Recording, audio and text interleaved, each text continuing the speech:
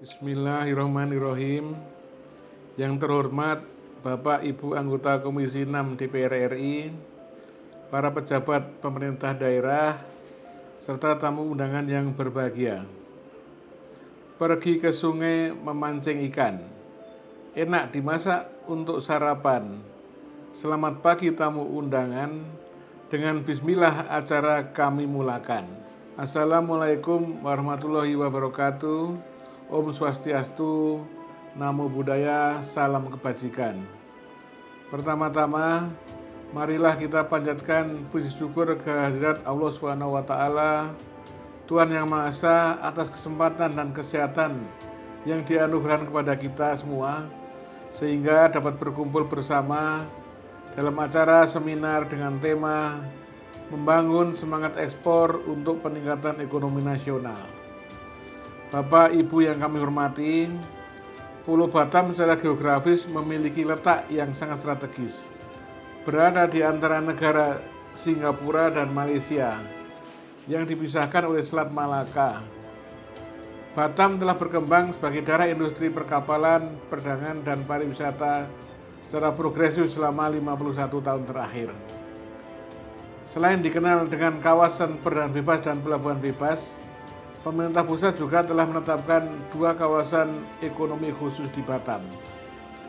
Selanjutnya, pemerintah pusat telah mengeluarkan kebijakan mengenai kelembagaan dan kebijakan strategis pengelolaan kawasan perdagangan bebas dan pelabuhan bebas Batam, Bintan, dan Karimun atau BBK untuk meningkatkan ekosistem investasi, pertumbuhan ekonomi, perluasan lapangan kerja, serta peningkatan daya saing kawasan.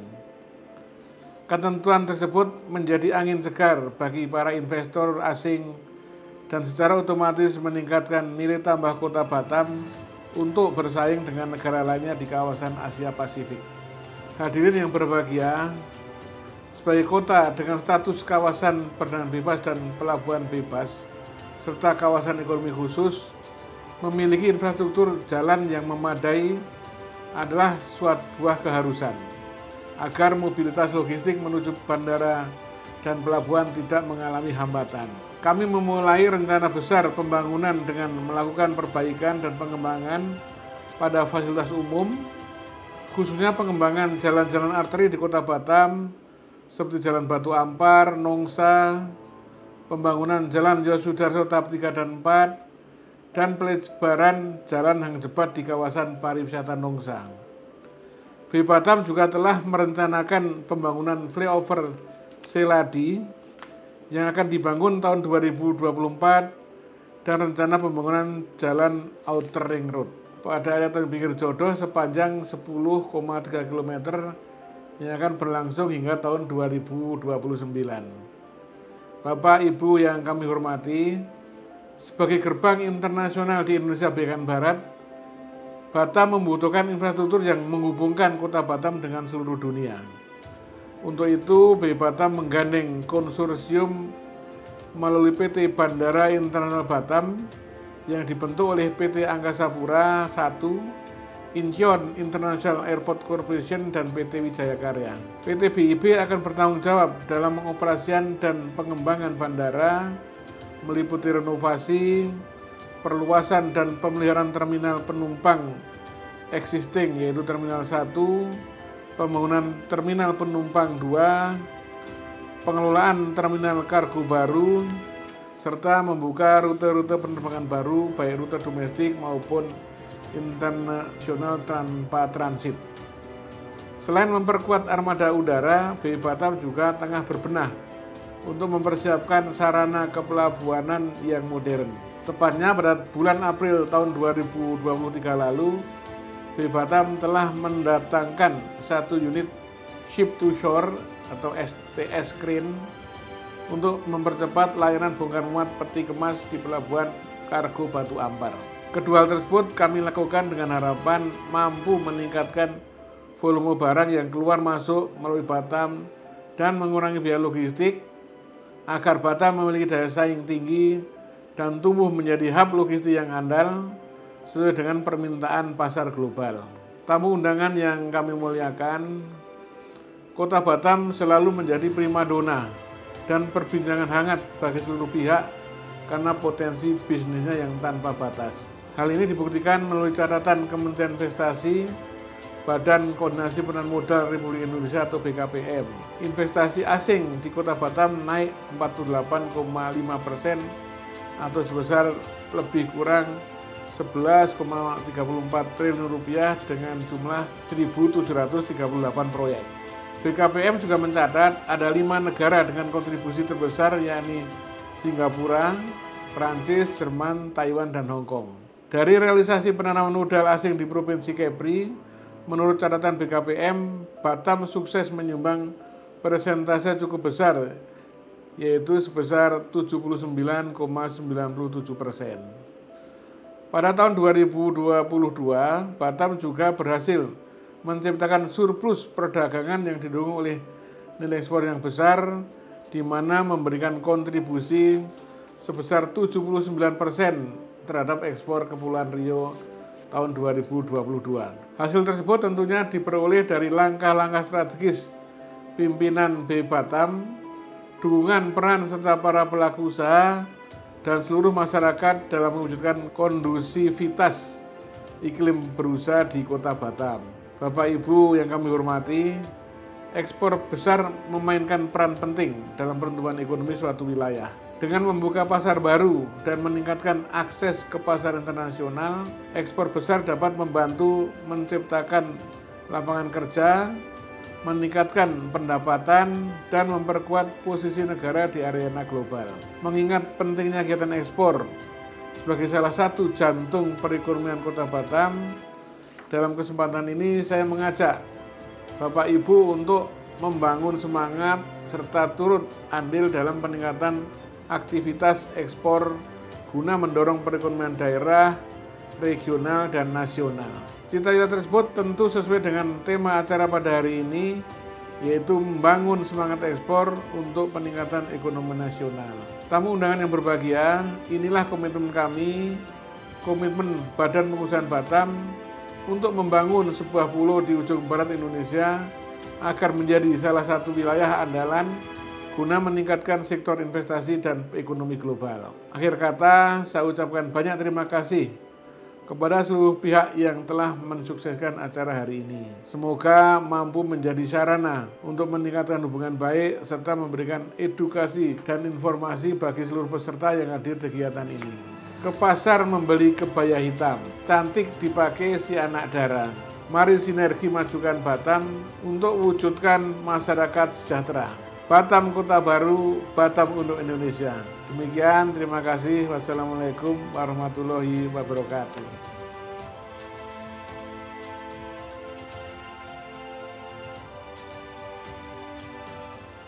Terima kasih dan selanjutnya yaitu materi pertama dari Bapak Aplikator Profesor Abstrakti kepada beliau. Baik, terima kasih. Assalamualaikum warahmatullahi wabarakatuh, Bapak Ibu hadirin peserta yang kami hormati. Tadi sekilas sambutan pimpinan kami, Bapak Wakil Kepala, sudah memberikan gambaran Batam itu seperti apa, bagaimana perkembangannya. Nah, mungkin di materi yang akan saya sampaikan ini lebih kepada seperti apa sih perizinan berusaha di Batam. Jika nanti mungkin Bapak Ibu akan melakukan usaha di Batam atau mungkin nanti ada rekanan yang akan berinvestasi di Batam, seperti inilah gitu. Baik, saya mulai.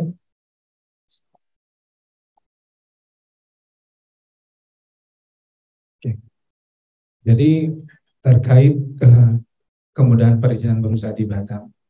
Jadi berdasarkan Undang-Undang Cipta Kerja, Undang-Undang Nomor 6 Tahun 2023, pada pasal 6 itu disebutkan bahwa peningkatan ekosistem investasi dan kegiatan berusaha khususnya di Batam itu sekarang ditetapkan perizinan berusaha berbasis risiko.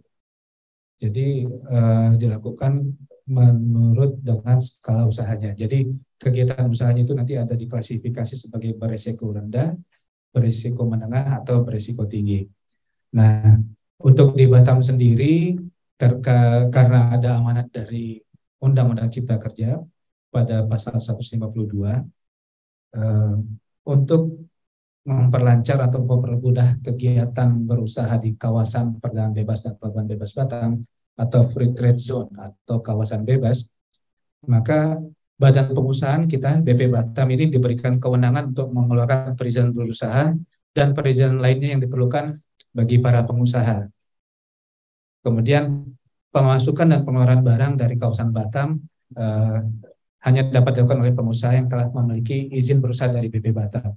Jadi mungkin bedanya dengan Kota Jogja, jika izin usaha itu dikeluarkan, atau mungkin di Sleman ya, dikeluarkan oleh dinas atau pemerintah kota, atau ada kementerian, nah ini semuanya yang dari pusat pun sudah dilimpahkan kewenangannya ke BP Batam. Jadi segala macam perizinan terkait izin berusaha ada di kami, Bapak-Bapak, Ibu-Ibu di BP Batam, dan itu prosesnya dapat dilakukan. Kita punya salah satu unit kerja yang bernama Direktorat Pelayanan Terpadu Satu Pintu (PTSP). Jadi semua proses perizinan mulai dari pendaftaran hingga nanti aktivitas investasi atau usaha itu semuanya dilakukan di kami di Direktorat PTSP.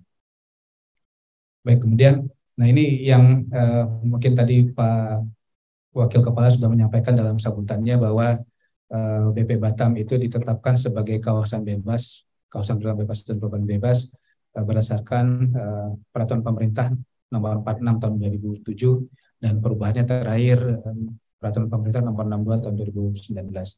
Nah, inilah seperti bentuk kalajengking Bapak Ibu Batam itu.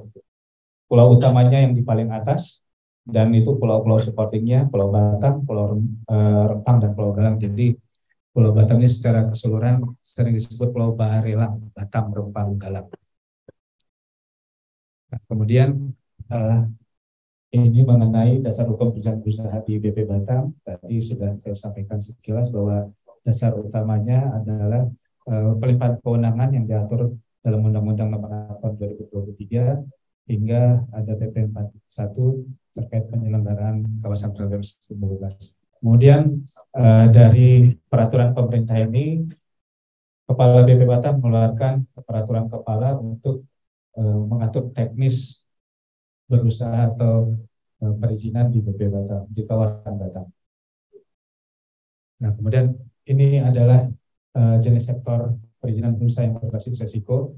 Itu ada 16 poin di PP 5 tahun 2021, meliputi di sektor kelautan perikanan, pertanian, lingkungan hidup dan kehutanan, hingga ketenaga kerjaan. Nah, ini semuanya perizinannya diproses di BP Batam. Ini yang bikin Batam beda dengan daerah lain di Indonesia. Nah, kemudian tambahannya di PP 41 ada 15 sektor lagi, mulai dari kelautan perikanan hingga limbah dan lingkungan. Nah, kemudian mengenai penerbitan perizinan perusahaannya sendiri, kewenangannya ada di kami di BP Batam, yang tadi saya sampaikan sebelumnya, bahwa memang untuk memperoleh izin berusaha harus mendaftarkan ke BP Batam, harus mendapatkan izin usaha yang dikeluarkan oleh BP Batam. Nah, apa sih kemudahan dan fasilitas jika Bapak Ibu berusaha di wilayah Batam? Yang pertama ada namanya fasilitas. Jadi nomor 1 sampai 5 ini ada fasilitas dan kemudahan. Pertama terkait pemasukan dan pengeluaran barang. Jika kebanyakan kan di Batam ini Bapak Ibu perusahaan-perusahaan itu orientasinya ekspor. Jadi kebanyakan material itu kita datangkan, kita impor dari negara-negara luar. Karena pertama pertimbangan biayanya yang lebih murah. Kita butuh bahan-bahan material seperti plastik dan lain-lain untuk kita olah di Batam. Batam kan kebanyakan perusahaan industri manufaktur. Jadi kalau dari zaman dulu itu kita selalu disebut kayak tukang jahit. Di Batam itu ngejahitnya doang. Jadi bahan-bahan semua dikirim dari luar masuk ke Batam. Kita produksi, kita jahit, setelah jadi kita ekspor lagi keluar. Jadi memang bukan untuk dipasarkan di dalam negeri seperti itu. Nah, jadi ada fasilitas kemudahan pemasukan pengeluaran barang, terus ada perpajakan. Perpajakan ini perpajakan kepabeanan cukai ini terkait pertama bahan-bahan tadi untuk material produksi dan juga konsumsi. Konsumsi ini yang menarik jika nanti Bapak Ibu ke Batam, kalau melihat mobil-mobil mewah seperti Alphard, mungkin yang lagi tren kemarin Dirjen Pajak, bukan Dirjen Pajak, dari pegawai Kementerian Keuangan yang bawa Rubicon, itu kalau di Batam ya biasa aja, karena harganya 50% lebih murah daripada harga nasional. Tapi cuma bisa dipakai di Batam, nggak bisa dikeluarkan dari Batam. Jadi kalau mau beli Alphard, harga di sini bisa 1-2 M, ya di Batam cuma setengahnya. Tapi nggak bisa kemana-mana, mobilnya coba pakai muter-muter Batam sampai ujung tadi tuh, Pulau Bentuk, Kalajengking tadi tuh Pak. Nah itu salah satu kemudian konsumsi. Dan juga kalau saya pribadi, karena kebetulan saya lahir sampai SMA di Batam, saya itu jarang ngerasain namanya susu nasional, susu dari Jawa saya jarang ngerasain. Saya lebih banyak minum susu dari Singapura dan Malaysia, Bapak Ibu. Karena pertama, karena memang aksesnya lebih mudah. Susu dari Singapura Malaysia itu hitungan 40 menit udah nyampe. Bongkar muat di pelabuhan itu ya udah bisa kita konsumsi gitu. Bahkan telur pun atau ikan lele pun kita makan dari Malaysia, Bu, Pak. Jadi ya kita nggak menunggu dari wilayah Indonesia lainnya, karena memang proses distribusi barang yang cukup lama kan. Nah, kalau dari Singapura Malaysia kita hitungan paling lama 1 jam udah tinggal bongkar muat, bisa distribusi begitu. Nah, yang terakhir nih mungkin terkait fasilitas dan permodalan ini terkait pertanahan, terkait lahan. Jadi di Batam itu semua lahan adalah hak pengelolaan lahannya ada di BP Batam. Jadi tidak ada hak milik di Batam. Status tanahnya tidak ada hak milik, semua adalah milik negara. Jadi kalau misalnya di Batam itu kita punya rumah tinggal, itu sertifikatnya tidak hak milik, tapi hak guna bangunan, karena semuanya dikuasai negara. Nah, khususnya untuk fasilitas investasi, nah lahan ini kita jadikan fasilitas. Jadi di Batam itu diberlakukan namanya uang wajib tahunan, polanya 30 tahun, dibayar per 30 tahun per meter. Nah, mungkin kalau di Jogja ini atau Sleman harga tanah per meter berapa Pak ya sekarang Pak ya? Paling tinggi berapa? 8 juta. Di Batam itu kita masih bisa 100.000 per meter. 100.000 per meter itu untuk usaha, untuk bangun usaha. Jika nanti Bapak Ibu punya rekanan yang mau investor, itu kita kasih selama 80 tahun sebenarnya. Jadi konsepnya 30 tahun pertama, bayar uang wajib tahunan tadi, dihitung per meter, dikali 100.000, nanti diperpanjang lagi 20 tahun, perpanjang lagi 30 tahun. Nah, jadi itu salah satu fasilitas yang memang jadi kita kalau di Batam itu jarang menemui kasus tumpang tindih lahan, itu kita jarang, karena memang semuanya tersistem di kita di Direktorat Pengelolaan Pertanahan. Nah, sebenarnya fungsi BPN pun, Badan Pertanahan Agraria di Batam, itu sangat terbantu dan ada di kita. Jadi semua proses yang biasa dikerjakan BPN, ya mohon maaf, dari awal sampai proses penerbitan sertifikat itu baru dilakukan BPN gitu. Jadi pengalokasian segala macam pematangan itu ada di BP Batam. BPN itu cuma tinggal nerbitin sertifikat tok gitu loh. Nah, sertifikatnya pun tadi statusnya hak guna bangunan, bukan hak milik. Nah, itu salah satu fasilitas yang memang sampai saat ini masih kita jaga, karena memang ya pengembangannya agak terbatas, namanya juga kita pulau kecil, jadi kita kasih fasilitas itu untuk jangka waktu tertentu. Nah, ini tadi mungkin yang sudah dijelaskan, ini salah satu fasilitas perpajakan, tax holiday, tax allowance, PPNBM tadi, yang pajak barang mewah tadi. Beli mobil mewah cuma setengah harga di Batam, tapi nggak bisa dibawa keluar. Terus ada pembebasan bea masuk, cukai, kemudian terkait ekspor impor yang dikecualikan dari aturan umum. Nah, kemudian di Batam sendiri kita punya percepatan pemberian izin melalui online single submission. Jadi Bapak Ibu kalau di Batam sebenarnya nggak perlu langsung bertatap muka, cukup buka website, input segala macam data yang dibutuhkan. Dalam waktu yang tidak terlalu lama, Ibu sudah bisa memiliki izin usaha. Nah, kemudian ini terkait pengawasan perizinan, ya semua kegiatan pengawasannya, baik itu ya lintas sektor ya kita di Batam tetap ada bea cukai, jadi saling bekerja sama. Dan pengawasannya tetap dilakukan di BP Batam. Nah, ini mungkin tahapan dan alur proses penerbitannya tadi. Jika Bapak mau berusaha di Batam, Bapak cukup masuk ke OSS, kemudian mengikuti langkah-langkah ini, nah nanti akhirnya kalau disetujui langsung terbit perizinan berusaha di BP Batam. Jadi sebenarnya pertama ya, apalagi sejak COVID kemarin ya tatap muka itu sangat banyak berkurang gitu. Semuanya dikerjakan secara online.